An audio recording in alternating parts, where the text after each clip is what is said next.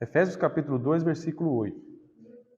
Porque pela graça sois salvos, por meio da fé, e isto não vem de vós, é dom de Deus. Nós estamos estudando, fazendo uma série de estudos sobre os 5 princípios da reforma, 5 solas, que é o sola escritura, somente a escritura, sola gratia, somente a graça, sola fide, que é somente a fé, solo Christus, que é somente Cristo, e soli Deo glória. Glória somente a Deus. Nós estudamos no domingo passado, que esses 5 princípios, eles foram forjados durante esses 5 séculos. Muitas lutas, muitas batalhas, levaram os irmãos a ir estudando e fortalecendo a fé e aprendendo esses princípios básicos da vida cristã. Em 1996, algumas igrejas batistas, luteranas, presbiterianas, reunidas em 100 delegados, fizeram uma declaração chamada Declaração de Cambridge, em Massachusetts, Estados Unidos. E eles trataram de um problema atual nosso, não agora a Igreja Católica Romana, que impedia a pregação clara do Evangelho, o ensino das Escrituras de maneira clara para as pessoas comuns, mas agora no próprio meio evangélico, a erosão de várias coisas da fé central, dos princípios da fé que nos caracterizam como igreja. Como fruto dessa reunião, foi elaborada uma declaração que continha um chamado à igreja para que se arrependesse do seu mundanismo e lembrasse da confissão das doutrinas evangélicas essenciais.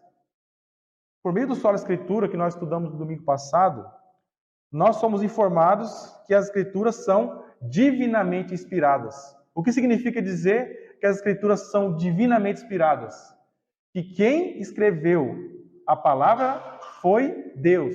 Deus usou homens que foram instrumentos ou meras canetas, lápis na mão de Deus, para que ele escrevesse as suas palavras. E nós estudamos, nessa primeira oportunidade, a erosão da autoridade. Ao longo dos séculos, e principalmente no nosso tempo, a autoridade vem sendo perdida. A palavra de Deus vem perdendo autoridade, porque a igreja tem dado mais ouvidos à autoridade do mundo do que da própria palavra. E nós aprendemos, de acordo com o 2 Timóteo 3,16, que Deus é o autor da palavra, e isso põe ela como autoridade suprema sobre qualquer outra autoridade que exista. Numa briga, numa divisão, quem que eu vou seguir? O mundo ou a palavra? Quem que nós temos que seguir com base nessa autoridade? A palavra de Deus, porque ela é a autoridade acima de todas as outras. Nós aprendemos que não só a palavra de Deus tem autoridade, como ela também tem utilidade. E as utilidades da palavra de Deus também estão acima de outras coisas. Nós vimos que ela é proveitosa para o ensino, ela é proveitosa para a repreensão, ela é proveitosa para a correção e também para a instrução em justiça. Irmãos, é bom a gente relembrar isso, porque é com base nesse primeiro princípio, somente as Escrituras, que nós vamos estudar hoje um segundo princípio, que é o sola gratia, somente a graça. O que significa isso? A salvação é somente pela graça. Porque pela graça sois salvos. De onde vem essa informação, irmãos? Onde nós lemos essa informação? Na palavra de Deus. A palavra, então, de maneira muito clara, não por meio de parábolas, não por meio de histórias, ou profecias como as do Apocalipse, que são cheias de códigos e é difícil decifrar, entender. Nós estamos falando de uma informação muito clara. O apóstolo Paulo vai falar, pela graça sois salvos. Então, tendo em mente a autoridade absoluta das Escrituras, a nossa fé como igreja, como crente, que a salvação é somente pela graça. Antes da gente tratar desse problema, da gente estudar, esmiuçar, irmãos, antes da gente tratar dessa doutrina, o sola gratia, vamos apresentar o problema. Essa declaração que eu falei no começo, ela vai resumir esse problema. Olha só como eles informam isso. A confiança desmerecida na capacidade humana é um produto da natureza humana decaída. Esta falsa confiança enche hoje o mundo evangélico, desde o evangelho da autoestima até o evangelho da saúde e da prosperidade, desde aqueles que já transformaram o evangelho num produto vendável, e os pecadores em consumidores, e aqueles que tratam a fé cristã como verdadeira simplesmente porque funciona. Isso faz calar a doutrina da justificação a despeito dos compromissos oficiais das nossas igrejas. Percebe, irmãos, os problemas que nós temos? Não há uma clareza, então, em relação ao que é pregado no Evangelho. Há uma erosão do Evangelho. Fiz uma consultoria com o irmão Ivan aqui, que é agricultor, para entender o que é erosão na prática. Então, você tem o solo lá, a terra. Passa uma enxurrada por cima e vai lavar a terra. O que vai acontecer com aquele solo? Vai perder as propriedades. Vai perder suas características. Você vai querer plantar alguma coisa ali, não vai conseguir. A erosão é um ato de corroer, de destruir, de consumir, de gastar de forma lenta e contínua. A água passando em cima da terra, vai lavando a terra, e a terra vai ficar o quê? Fraca. Então aqui nós temos um segundo problema que a igreja enfrenta, a erosão do evangelho. O resumo que essa declaração faz, ele é muito preciso ao atacar esse problema, essa erosão, porque isso gera uma falta de clareza no que se diz evangelho hoje em dia. Essa palavra evangelho pode ter vários significados. Para alguns significa o que evangelho? Ir na igreja para buscar ajuda. Ir na igreja para poder melhorar minha vida financeira. Vou fazer compromissos, eu vou na igreja e fazer campanhas lá, participar, vou contribuir financeiramente, fazer um voto para mim poder receber bens materiais, campanhas para que eu possa resolver os problemas no meu casamento, que anda mal, e a pessoa vai lá e vai fazer campanhas, uma série de coisas. Nenhum problema em você querer resolver o seu casamento. Só que isso não é o evangelho. Assuntos políticos, sociais, econômicos da atualidade e muitos outros também entram na lista do que se diz evangelho. E a cada dia, conforme a conveniência, oportunidade, eles vão sendo acrescentados numa lista de coisas que as pessoas vão falando que é evangelho. Mas não é o evangelho. O evangelho não vem trazer respostas ou soluções para os teus problemas aqui nesse mundo, não. A Bíblia vai falar muito claramente, nesse mundo aqui, quando você estiver aqui, vocês vão ter aflições. O que eu quero dizer com aflição? Vocês vão ter problema, vocês vão ter dor, vocês vão ter dificuldade. Isso serve para todo mundo. Mas se você é um cristão genuíno, verdadeiro, você vai ter problemas diferentes por causa da tua fé. Você vai ser pressionado, você vai ser pressionado por causa da tua fé. Você vai sofrer rejeição por causa da sua fé. Você vai sofrer crítica.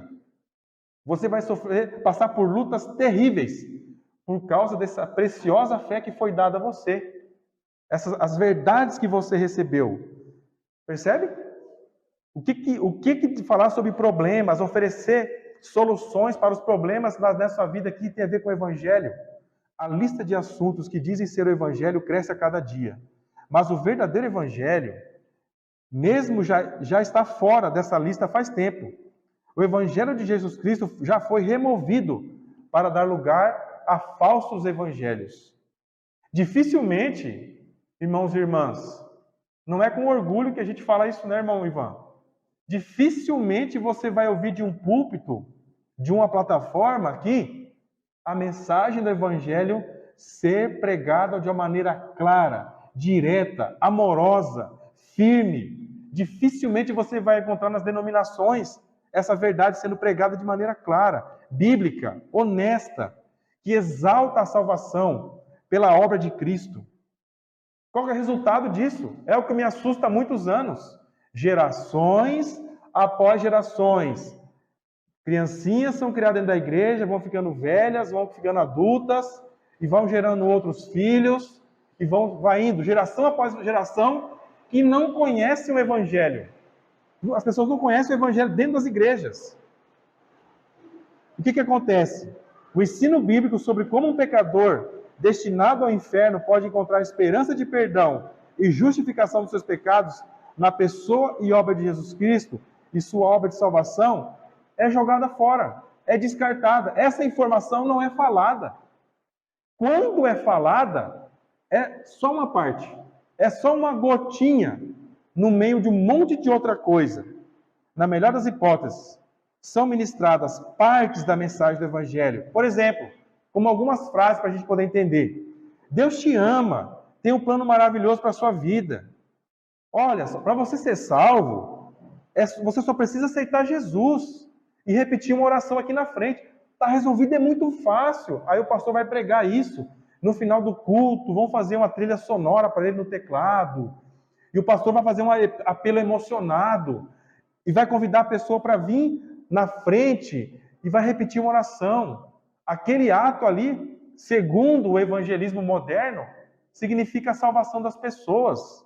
Irmãos, isso não é evangelho. Isso não é evangelismo bíblico. Isso não é apelo bíblico. Outras coisas, como se fala, muito comum no nosso meio. Deus não é mal educado. Se você não convidar Jesus para morar no seu coração, ele vai ficar do lado de fora, batendo na porta, pedindo para entrar. Será que isso é assim mesmo, irmãos? Será que é assim? Será que o evangelho de Jesus Cristo é isso aí? Jesus está batendo do lado de fora, implorando para a pessoa ser salva? Não. Jesus não está fazendo isso, não. Ele é o Rei da glória. Ele não precisa de nós. Ele não precisa de você. Você não está aqui fazendo um favor para Deus. Nenhum de nós. Você está aqui por pura graça e misericórdia. Você consegue observar por essas frases que o foco não está, que o foco está na capacidade do homem? Reduzem a glória e a soberania de Deus na salvação e exaltam o poder do homem e a sua capacidade de ter fé como algo que fosse natural dele. A fé é um dom. O versículo que nós escolhemos aqui para falar sobre isso diz claramente: a fé é um dom de Deus ao homem. Eu resumi aqui o que eu vejo, a minha visão sobre essa realidade. Reduzem a oferta de salvação de Deus como se estivesse oferecendo uma esmola, moedinhas que não têm valor. Olham para a misericórdia oferecida como produto oferecido por um camelô no Paraguai, te oferecendo bugiganga. Colocam o homem como um grande empresário, recebendo um currículo de um candidato a uma vaga de estagiário, dizendo para Deus: vou pensar no teu caso, vou ver na minha agenda se eu vou olhar o seu currículo de salvação para a minha vida. A secretária vai te ligar se a gente ficar interessado no teu currículo. É isso que fazem com Deus. Transformam Deus num estagiário implorando por uma vaga de emprego, de estágio. Isso é o evangelho que o Martim Lutero, há 500 anos, enfrentou toda a oposição de Roma e escreveu esse hino que nós cantamos. Irmãos, tem sido jogado em tacho de óleo queimando, fogueiras acesas sendo queimadas. A igreja primitiva, os irmãos sendo devorados por leões. Será que é por isso? Por essa esmola que não vale nada? Será que o evangelho é isso? O evangelho não é isso. O evangelho é a graça que é oferecido. E o que é graça? Nós temos que buscar entender. Irmãos, tudo isso que eu estou falando é o que está na tua mente agora, na nossa mente. É o que nós estamos sendo bombardeados com falsos evangelhos. Vou falar quem está por trás disso, sem rodear o toco. Satanás. Qualquer falso evangelho, quem está por trás disso? O diabo. Desde Roma até agora no meio evangélico. Se o evangelho não é pregado de maneira clara, amorosa, honesta, com amor, com piedade, com clareza, com base nas escrituras, seguindo só a escritura, é uma verdade de Satanás, que está sendo ministrado por um cara de terno e gravata. Essa é a realidade. A razão da erosão do evangelho. Um problema começa fora da igreja. Nós vimos no nosso culto passado, sobre o Sola Escritura, a opinião do mundo influencia a igreja. A sabedoria do mundo mina a sabedoria de Deus e o homem faz a escolha preferindo a sabedoria do mundo. Novamente, nós temos aqui em relação ao evangelho. Muitos acreditam que as pessoas são basicamente boas. Essa é a informação, isso é pregado em todo canto. Qualquer lugar, qualquer filme, qualquer série, qualquer jornal, qualquer radialista, onde você for ir, na escola, em todo lugar, qual é a informação que é passada? O homem ele é bonzinho. O homem ele é bonzinho. Se uma pessoa receber educação adequada, se ele tiver bons exemplos dentro de casa, se ele obedecer leis justas, naturalmente ele vai seguir o caminho certo. Educação adequada, leis justas, bons exemplos, são muito bons, são extremamente importantes, eu não estou negando isso. Mas não tem poder nenhum para mudar o coração mal do homem, que está em constante, plena rebelião a Deus. Essa é a situação do homem. Leis justas, bons exemplos dentro de casa, não vão mudar a condição do homem. O homem é bonzinho. O homem é bonzinho. Ele consegue mudar com as próprias forças. Essa ideia vem cair aqui, ó, nos púlpitos, nas igrejas. Aí nós temos o problema dentro da igreja. Essa opinião do mundo sobre a natureza do homem tem influenciado mais a igreja do que a opinião de Deus sobre a natureza do homem. Como vimos no culto passado, os homens estão sempre à procura de uma segunda opinião sobre qualquer verdade espiritual, porque a verdade das Escrituras expressa a opinião de Deus, que é baseado na sua onisciência, justiça e santidade. O que geralmente acontece? Quando Deus expõe nas Escrituras a verdade sobre a condição espiritual do homem, Deus levanta o tapete da aparência e expõe toda a sujeira moral e espiritual que buscamos esconder com uma vassourinha de boas obras. Isso desperta uma reação de negação e fuga. Quando um pregador, ou quando você mesmo lê a Bíblia, Romanos capítulo 1, capítulo 2, capítulo 3, e lá o apóstolo Paulo faz uma lista de coisas, de adjetivos que são os piores possíveis. E é nosso, tem a ver com a gente. Está falando de cada um de nós. Opa, vou passar essa página aqui, não é interessante, vamos lá no Salmo, vamos uma passagem mais tranquila, vamos falar de amor. Ai, tem muito ódio no mundo. As pessoas vão fugir da verdade. Vão fugir porque isso incomoda. Não é agradável lidar com a verdade sobre nossa natureza pecaminosa, totalmente depravada. Dessa forma, os homens entram num dilema. O que eu vou seguir? O cara está dentro da igreja, o pastor está pregando, alguém está pregando o evangelho bíblico. O cara vai ficar pensando, e agora? O que esse cara está falando aí é muito pesado. Não, isso não pode ser verdade. Vou buscar uma segunda opinião. Qual vai ser essa segunda opinião? A opinião do mundo. Qualquer opinião que está fora da palavra. Na maioria das vezes, a opção escolhida é aquela que torna as coisas mais fáceis, menos desagradáveis, ou que ajude a transferir a responsabilidade para terceiros, em última instância para Deus. Essa é a questão. Vamos buscar um jeito de jogar a culpa nos outros e não em mim. Irmãos, esse é um instinto nosso. Todos nós fazemos isso.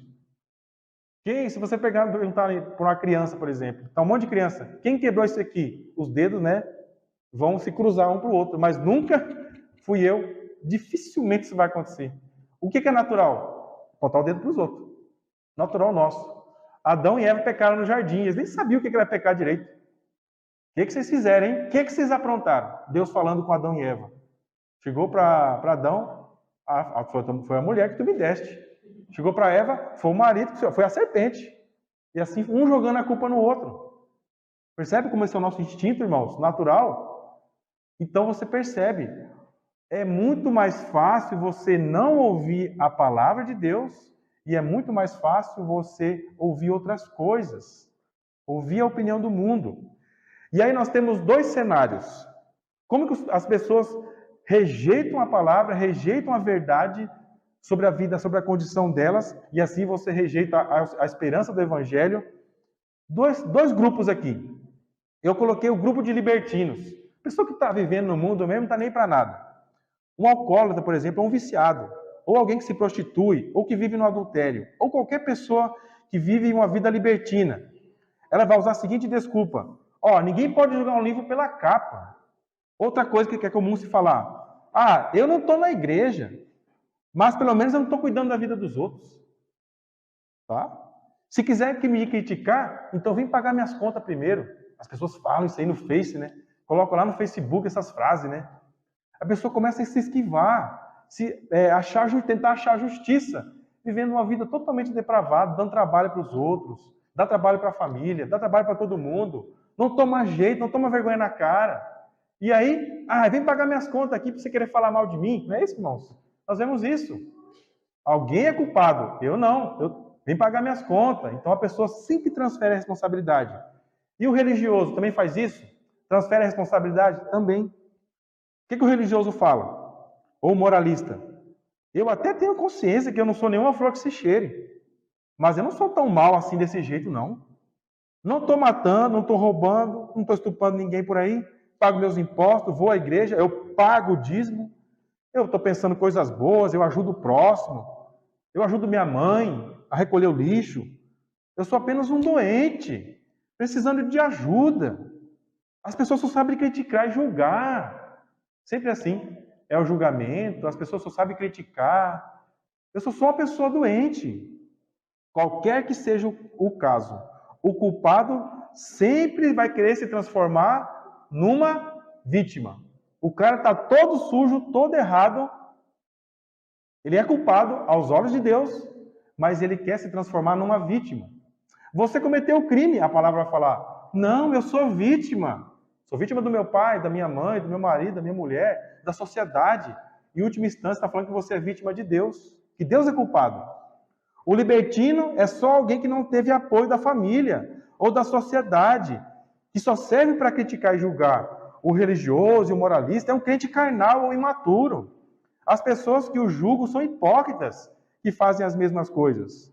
De acordo com 1 João 1,18, agir dessa forma significa enganar a si mesmo. Você está se enganando. Se você pratica essas coisas, se você nega a tua realidade de maldade e pecado, você está enganando a você mesmo. E muito pior que isso, nós já estudamos. Você está falando que Deus é mentiroso. Por que você está falando que Deus é mentiroso? Porque Deus é quem fala que nós somos maus e pecadores. Nós somos maus, não somos bonzinhos, não. Todas essas desculpas vêm parar na porta das igrejas. Tudo isso pode ser resumido nessa frase. A igreja é um hospital para pessoas doentes. Essa frase que resume o problema dentro da igreja. Mas a palavra não diz que nós estamos só doentes. Ou que a igreja é um hospital. Pode buscar na Bíblia, ver se você vai achar algum versículo que fala que a Bíblia é hospital. Ou que você é só um doentinho, uma vítima. A igreja é hospital. É comum. Eu entendo, é lógico que nós estamos aqui para se ajudar, não é isso? Nós não estamos aqui com o dedo acusando ninguém. Quem nos acusa é a palavra. Para o nosso bem, inclusive. Não simplesmente para nos criticar ou julgar. Para o nosso bem. Nós temos que nos ajudar uns aos outros, sem dúvida. Mas quem disse que você é só um doentinho, coitadinho? Porque por trás dessa afirmação, irmãos, igreja é um hospital. Como repete, né? O que tem por trás disso? É a ideia de que o ser humano é um bonzinho, uma vítima, um coitadinho precisando de ajuda. É isso que a Bíblia fala sobre nós, irmãos. Não é o que a Bíblia fala sobre nós. Vamos então à nossa passagem de Efésios. Antes de nós lermos o versículo, vamos entender o contexto lá em Efésios. O livro de Efésios foi escrito pelo apóstolo Paulo. Paulo traz como plano de Deus para salvar os pecadores através da obra de seu Filho. Uma obra que é aplicada e garantida pelo Espírito.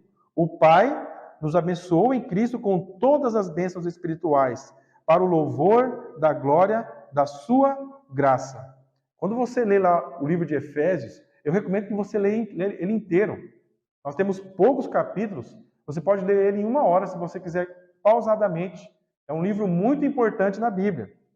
E o apóstolo Paulo vai falar exatamente disso, da salvação que é operada, que é concretizada na vida de pecadores maus por meio da graça.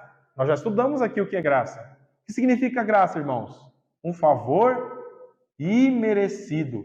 Nós não merecemos, porque nós somos maus, nós não somos bonzinhos, nós somos maus, mas ainda assim Deus salva pecadores.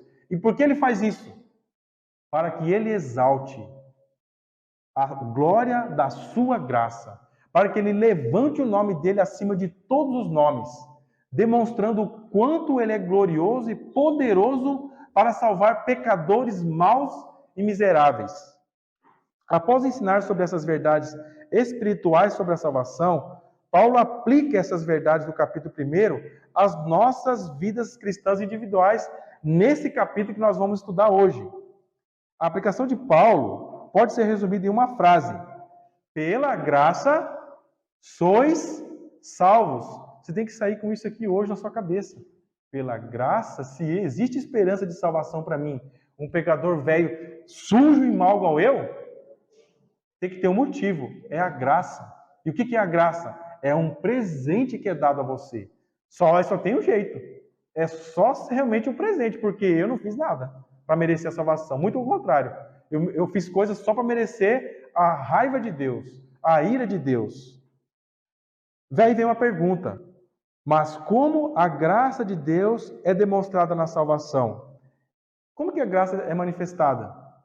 Então, irmãos, a gente tratou do problema, a erosão do evangelho, por meio de falsos ensinos que vêm do mundo, que trazem informação que vem lá da mente de Satanás, dizendo que o homem é bom. Isso influencia a igreja também acha que você é bonzinho. E aí a igreja é um mero hospital para curar pessoas doentinhas, coitadinhas, né? Nossa, tudo anjinho doente, precisando tomar na dor só e ir para casa em 3 dias. É isso que a Bíblia vai falar? Vamos ver aqui em Efésios. Antes de apresentar a graça no versículo 8, o apóstolo Paulo ele vai ser sério, com amor. Ele vai tratar desse assunto de maneira séria. Vamos ler lá, irmãos. Capítulo 2, versículo 1. E vos vivificou estando vós mortos em ofensas e pecados, em que noutro tempo andastes, segundo o curso deste mundo, segundo o príncipe das potestades do ar, do espírito que agora opera nos filhos da desobediência, entre os quais todos nós também antes andávamos nos desejos da nossa carne, fazendo a vontade da carne e dos pensamentos. Éramos, por natureza, filhos da ira, como os outros também. O apóstolo Paulo está falando alguma coisa boa aqui dos homens? Das pessoas que estão se reunindo no que nós chamamos de igreja? Ele não está falando coisas boas. O apóstolo Paulo era um cara ruim, mau, no sentido assim que ele estava querendo prejudicar alguém? Ele era um pregador do evangelho.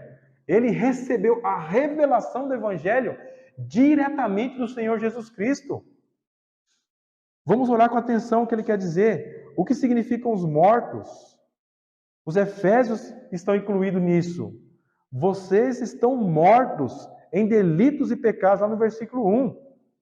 Vocês receberam vida eterna, ele vos vivificou, como diz o texto. Mas vocês estavam mortos. Mortos no quê? Em ofensas, em pecados. Vocês estão doentes. É isso que ele fala aqui? O que ele fala? Vocês estão mortos. Mortos no quê? Delitos. O que é delito? Cometimento de crimes e pecados. A aplicação aqui de Paulo, você vê, então, ela é muito clara. De fato, inclui todo homem, mulher e criança em Adão. Nós éramos, por natureza, filhos da ira, como o resto da humanidade. A palavra mortos inclui pessoas como você e eu. Quando ele fala que nós, estando vós mortos em ofensas e pecados, ele não está falando só daquelas pessoas ali, não. Ele está falando de cada ser humano que existe sobre a terra e que um dia vai existir. Todos estão mortos em pecados. Novamente, o que significa estar morto? Para responder essa pergunta, vamos ver 3 coisas que estão nessa passagem. Então, a primeira coisa sobre o que significa ser morto, significa estar sobre condenação. Antes de Cristo, estávamos mortos nos nossos delitos e pecados, nos quais nós, uma vez, andávamos. Deus disse a Adão em Gênesis 2, que a morte é a penalidade para o pecado. Quando violamos a lei de Deus, nós somos culpados perante este Deus Santo e responderemos perante a justiça de Deus. Irmãos, qual que é a tua realidade espiritual? Me escutem aqui, levante a cabeça e olhem para mim. Qual que é a tua realidade espiritual? Pense nisso, irmãos. Você vem ao mundo na condição de morto em pecado. Você é um condenado à morte. O que é o nosso tempo de vida nesse mundo? Se você ainda não tem Cristo, você está no corredor da morte, como lá nos Estados Unidos os prisioneiros são condenados à morte. Ele recebe comida, ele recebe uma cama para dormir, cobertores, acompanhamento psicológico, religioso, mas não deixa de ser um corredor da morte. Na agenda de Deus, cada um de nós um dia vamos morrer. E o que significa morte? É o que o apóstolo Paulo está falando. Você está morto em delitos e pecados. Você está no teu tempo de vida no corredor da morte. Por quê? Porque você cometeu delitos e pecados perante os meus olhos. E você merece isso. Porque é o que você fez. Você não fez coisas boas. Você não é um cumpridor da lei. Você é um descumpridor da lei. Quem dá esse testemunho, irmãos? O Deus vivo que fez os céus e a terra. Que é onisciente. O que significa isso? Ele sabe todas as coisas. Todos os pecados, irmãos, com amor e piedade do meu coração. Eu vou falar o que tem a ver comigo. Então eu posso falar sem medo. Todo o nosso esforço antes de vir a Cristo é para fazer uma coisa: esconder a nossa condição de pecado diante de Deus. Você vai usar boas obras, você vai tentar ser um religioso, ou então você vai tentar negar que Deus existe, ou você vai para os vícios. Eu vou tentar fugir da minha realidade e ir para os vícios. Bebida, entorpecentes e todo tipo de vida, ou então os prazeres da vida, as festas, as baladas. O mundo vai buscar de algum jeito, ou seja na religião, seja nos prazeres da carne aí, algum jeito de tentar esconder isso. Eu não estou no corredor da morte. Mas a cada dia, quando você olha para o espelho, você vê uma ruga diferente. Você vê que você se aproxima do dia onde vão te colocar no caixão e te jogar debaixo da terra. É duro isso? É pesado? Mas é a nossa realidade. Nesse simples versículo, o apóstolo Paulo está declarando e resumindo a condição de todos nós. Irmãos, nós estamos mortos em delitos e pecados.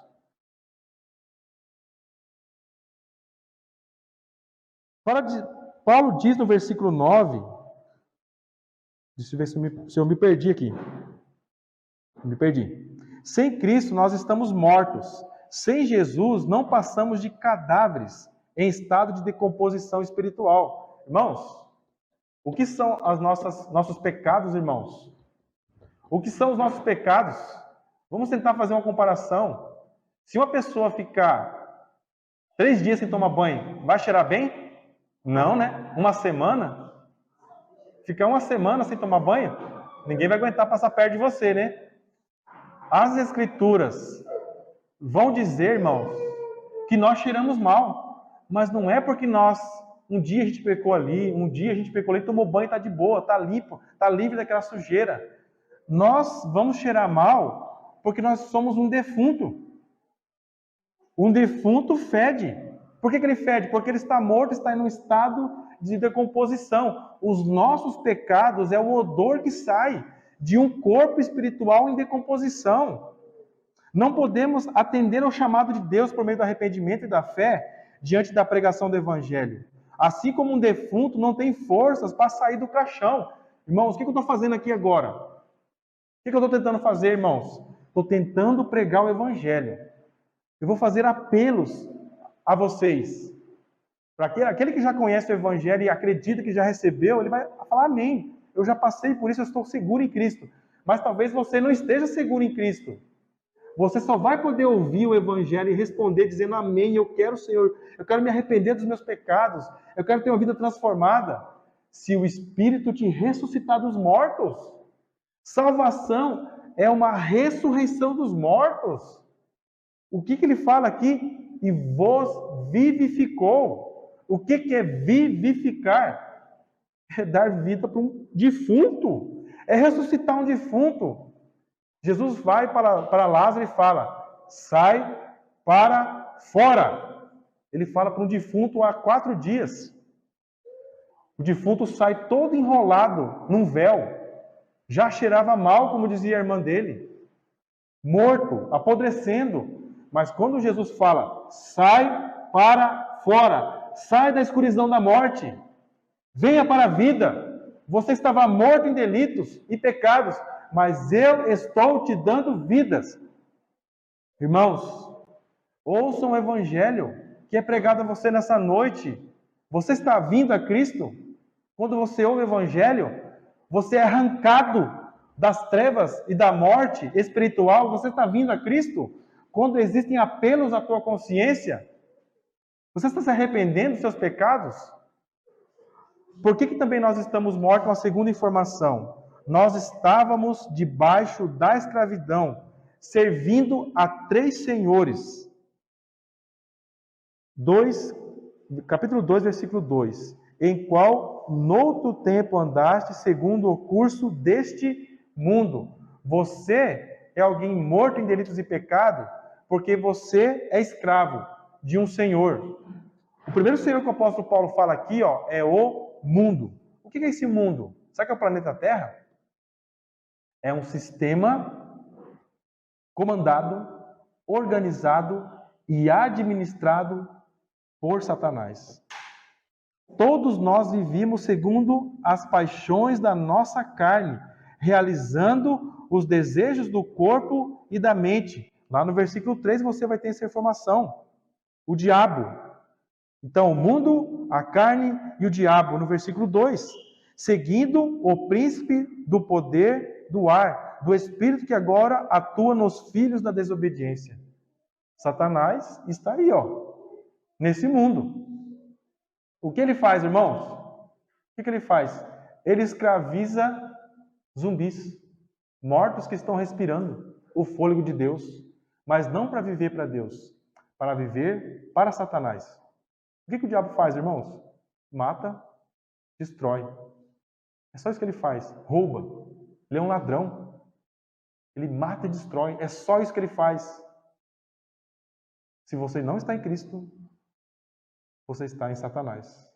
Se você não está ouvindo a voz de Cristo que chama para a vida, você está ouvindo a voz de Satanás que te escraviza na morte. São esses 2 caminhos, irmãos. Uma outra informação. Nós também estávamos sob a ira. Versículo 3. Éramos por natureza filhos da ira, como o resto da humanidade.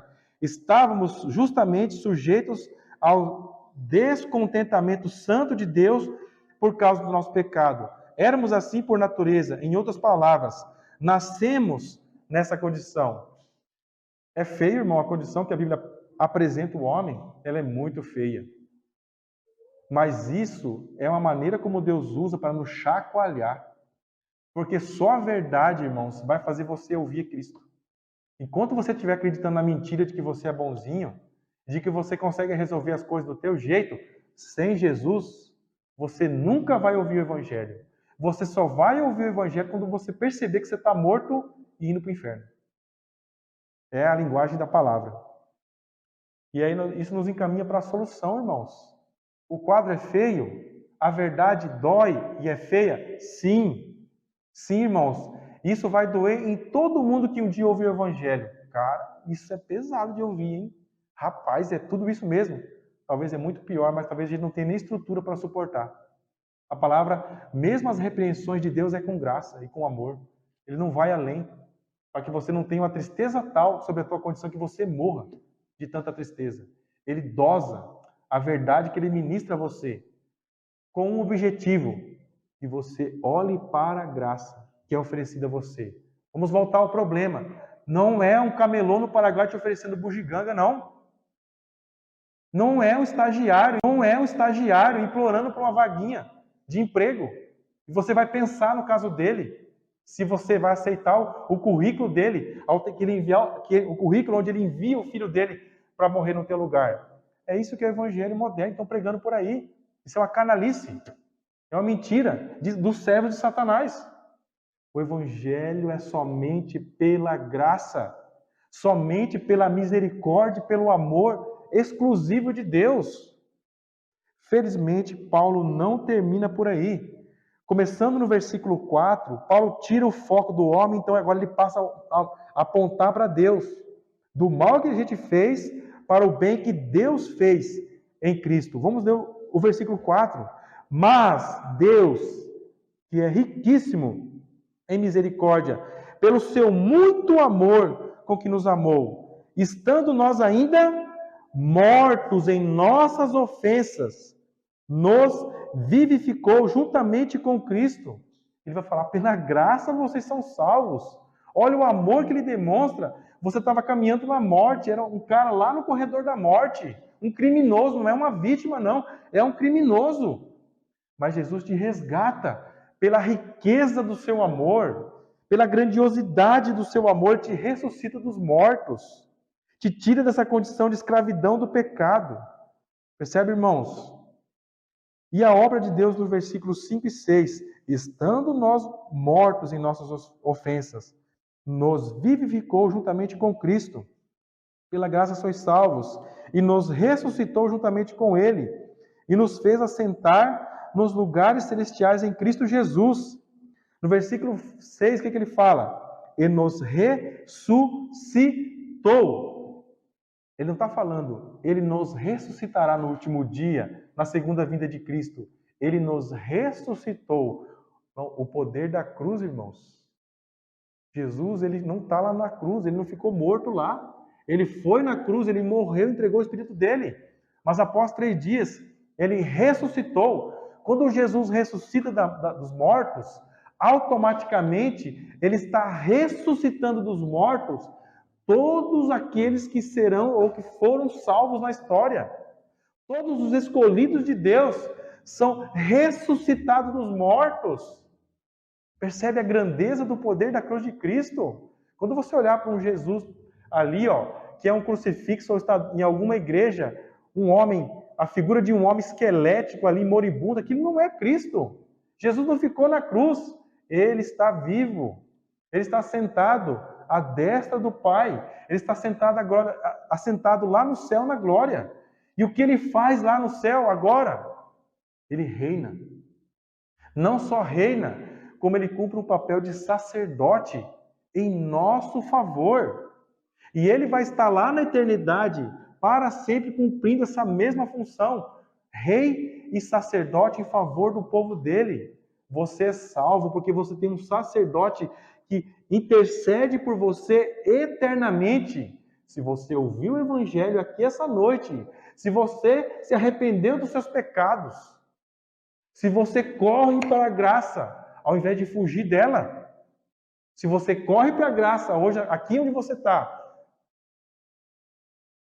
essa verdade que eu estou falando não é para você.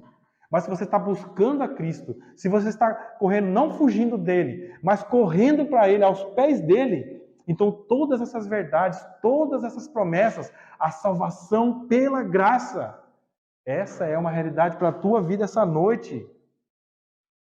O que move Deus a fazer isso por homens que estão no corredor da morte porque são criminosos? O que move, irmãos? Por que Deus fez os mortos reviverem, ressuscitarem? Não foi por causa das nossas obras. Paulo diz no versículo 9, nem as obras que fizemos antes de nos tornarmos cristãos, nem as obras que temos feito depois de que nos tornamos cristãos. Caso contrário, poderíamos ter motivo para nos gloriar. No versículo 9 vai falar assim, não vem de obras, para que ninguém se glorie. Não é porque eu sou bonzinho, não, que estou com roupinha social aqui, e estou falando aqui a palavra que eu vou ser salvo. Ou porque você está aqui essa noite, tomou banho e veio no culto. Você é salvo por Cristo, pela graça, pela misericórdia de Deus. Em vez disso, Paulo diz, Deus nos deu vida por causa de sua misericórdia e do seu grande amor com que nos amou. Versículo 4. Deus, que é riquíssimo em misericórdia, pelo seu muito amor com que nos amou. O apóstolo Paulo parece estar repetindo, assim como a gente não costuma repetir no nosso português. Ele nos amou pelo muito amor com que nos amou. Percebe, irmãos? Não é porque você fez alguma coisa, algum ritual, porque você repetiu uma oração, ou porque você foi batizado, ou porque você acha que não é tão ruim igual o teu vizinho. É porque Cristo nos amou, porque Deus nos amou de uma maneira riquíssima e incomparável. Essa é a motivação de Deus. E qual que é o propósito de Deus? Com qual propósito Deus fez o morto reviver? Versículo 7. Para mostrar nos séculos vindouros as abundantes riquezas da sua graça, pela sua benignidade, para conosco em Cristo Jesus. Ah, irmãos, como eu gosto quando eu escuto esse conosco ou nós, porque eu, pela fé, eu posso ver que eu estou dentro. Não está falando eles, aqueles caras ali, aquelas pessoas em tal século. Está falando nós. Está colocando a gente nisso, rapaz. Como? Meu coração se enche de alegria. Porque eu posso ver que nós temos personagens aqui na Bíblia como Abraão, o apóstolo Paulo, Melquisedeque, João, Pedro. Mas eu também estou aqui dentro das linhas aqui da Bíblia. O meu nome está aqui dentro. O teu nome está aqui dentro. Se essas verdades também são uma verdade para a sua vida, essa graça te alcançou, então você está aqui junto, no rol dessas pessoas. Talvez o teu nome não esteja expressamente citado na Bíblia, mas você está aqui dentro, porque as verdades que estão aqui dentro tocam a tua vida de uma maneira poderosa, a riqueza do amor de Deus com que Ele nos amou, por meio da graça. Como podemos fazer isso? Porque somos feitura sua, criados em Cristo Jesus, para as boas obras, aos quais Deus preparou para que andássemos nela. Agora você foi salvo, recebeu a graça. O apóstolo Paulo fala, no versículo 7, que é para mostrar, nos séculos vindouros, as abundantes riquezas da sua graça. Você é salvo, você recebeu a graça? Amém. Você crê nisso? Glória a Deus por isso. Mas você não foi salvo para você continuar vivendo o jeito que você vivia. Nos vícios, perdido, falando do jeito que o mundo fala, pensando do jeito que o mundo faz, trabalhando como o mundo trabalha, ou não trabalhando como o mundo não trabalha, se comportando como o mundo se comporta. Você foi chamado para andar nas boas obras, não para merecer a salvação, mas porque você foi alcançado, Ele te ressuscitou para que você ande em boas obras. Isso nos leva à conclusão. Nós somos salvos somente pela graça de Deus. Sola gracia. Vamos nos voltar novamente à declaração que nós estudamos no começo, para resumir o que nós estudamos hoje. Eles dizem assim na declaração de Cambridge: reafirmamos que na salvação somos resgatados da ira de Deus, unicamente pela sua graça. A obra sobrenatural do Espírito Santo é que nos leva a Cristo, libertando-nos da nossa servidão ao pecado e erguendo-nos da morte espiritual à vida espiritual. É somente a graça de Deus que te livra dos teus pecados e da ira de Deus, da condenação do inferno, da escravidão do pecado, da morte espiritual. Quem que faz isso, irmãos? Cristo. Ele te ressuscita dos mortos. Mas se você ressuscitou dos mortos, você não vai feder como o defunto há 4 dias morto. Você vai começar a exalar um cheiro novo. Você vai começar a exalar o cheiro de Cristo. Não é um cadáver apodrecendo mais, é alguém que recebeu a vida de Cristo. Então, o teu olhar vai mudar. A tua maneira de falar vai mudar. As tuas escolhas vão mudar. Agora você não está mais vivendo na morte do pecado, mas na vida eterna que há em Cristo Jesus. Por isso, então, o que nos cabe como crentes? Lembrar dos nossos irmãos reformados há 500 anos. Nós temos que negar qualquer evangelho que apresenta a solução para a salvação dos homens, achando que o homem é bonzinho, que ele pode, pelas suas próprias forças, merecer o favor de Deus. Nunca vão admitir isso, né? Nem a Igreja Católica vai admitir isso.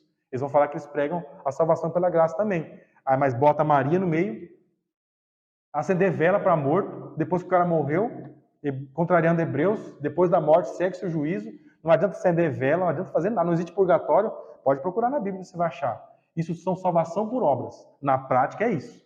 O que nós estudamos aqui em Efésios? Se você tem dúvida do que eu estou falando, leia com calma em casa. Examine as escrituras na sua casa, para ver se realmente é o que nós estamos falando aqui. Leia com atenção.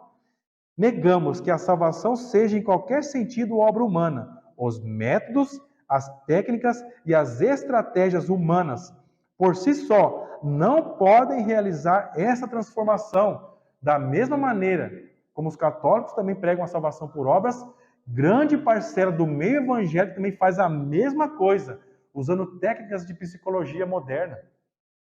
Manipulação emocional. Vai fazer uma música, falar uma coisa envolvente, o cara vai chorar, vai vir para frente, pronto, tá salvo. Vamos escrever o nome do cara que naquele dia ele aceitou Jesus. Não, irmãos. Existem mudanças na sua vida. Existem evidências de que agora você não está fedendo mais como um defunto, morto, mas que você agora cheira e exala o odor de Cristo, a fragrância de Cristo. Será que existe na tua vida isso? Você tem que olhar para isso. Algumas aplicações. A graça não é uma desculpa ou justificativa para viver no pecado e na imoralidade. Nós não estamos pregando a salvação pela graça aqui como uma desculpa. Quer dizer que eu sou salvo pela graça, não faço nada, então eu vou viver no pecado. Se você está falando isso é porque você é um defunto ainda. Você não ressuscitou dos mortos ainda não. A graça de Deus no Evangelho nos leva a buscar uma vida de consagração e santidade. Se eu recebi tamanha graça, se eu recebi tamanho privilégio, enquanto muitos estão indo para o inferno, perdidos e condenados à morte, Jesus me chamou pelo Evangelho, me ressuscitou, me capacitou para ter fé e para me arrepender. Então, o que resta para mim agora? Consagrar minha vida a Deus, separar minha vida. Essas porcarias desses vícios não são nada mais. Essas porcarias desse cigarro, essas imundícias que ofereceram para mim na juventude, isso não é nada. Isso não vai suprir mais a minha vida. Isso é um lixo que Satanás me ofereceu. Eu vou pisar nessas porcarias e jogar fora. Ou qualquer outra coisa que você se agarre. Uma religiosidade vazia. Um moralismo falso. Isso não vai te salvar. Você vai querer viver uma vida consagrada em gratidão a Deus, em alegria. O que nos move a estar aqui, irmãos? A graça que um dia nos alcançou. Por isso nós cantamos aqui. Por isso nós oramos. Por isso eu estou aqui pregando, quase sem voz. Porque a graça me alcançou. O que eu vou fazer depois disso? Não tenho mais nada para fazer, a não ser compartilhar com outros pecadores igual eu, para que eles também possam ter a mesma oportunidade que eu tive. Essa é a nossa condição aqui, irmãos. Vidas consagradas em gratidão a Deus. O tempo não permite, irmãos, mas seria o caso da gente agora aqui expor o Evangelho. Porque nós falamos que no começo que o problema é a erosão do Evangelho, a diluição do Evangelho, a corrosão do Evangelho. Jesus, quando ele prega, eu vou só resumir, irmãos. Quando Jesus prega o Evangelho, o próprio Senhor Jesus, ou mesmo os discípulos de Jesus, os apóstolos, e o evangelismo bíblico correto ao longo das eras, sempre ele é acompanhado de urgência. Não é uma coisa que você tem que pensar lá daqui a um ano ou quando você estiver velho. Quando eu estiver velhinho eu vou pensar nisso. Aqui e agora. Agora que você está sentado aqui ouvindo, com condições de raciocinar e pensar, você tem que ouvir o Evangelho. Jesus disse em Marcos 1,15, o tempo está cumprido. Arrependei-vos e crede no Evangelho. Jesus, ele começa a pregar o Evangelho lá na região da Galileia. Gente, o tempo está cumprido. Eu estou aqui para inaugurar o reino que eu vim estabelecer eternamente com os homens, para reconciliar os céus e a terra, toda a criação. O reino dos céus está próximo. Se arrependam dos seus pecados. Creiam no Evangelho que é oferecido a vocês por meio do que eu sou. Eu sou o Salvador do mundo. Eu sou o Filho de Deus. Olhem para mim, que eu sou o Salvador. Eu é que morro por vocês. É eu que me sacrifico no lugar de vocês. Se arrependam e creiam em mim. Jesus ele pega com urgência. Ele aponta para a necessidade principal dos homens. Não é você ter a cura do problema de saúde que você tem. Ou qualquer outro problema que você tem aqui na Terra. A tua maior necessidade é se reconciliar com Deus. Você tem uma alma que é eterna. E um dia você terá que prestar conta por tudo que você pensou, por tudo que você falou diante do Criador dos céus e da terra. Mas existe esperança, existe uma maneira de você se reconciliar com o teu Criador. Mas isso é somente pela graça que há em Cristo Jesus. Olhem para Cristo, olhem para a graça que é oferecida a você nessa noite. Bem,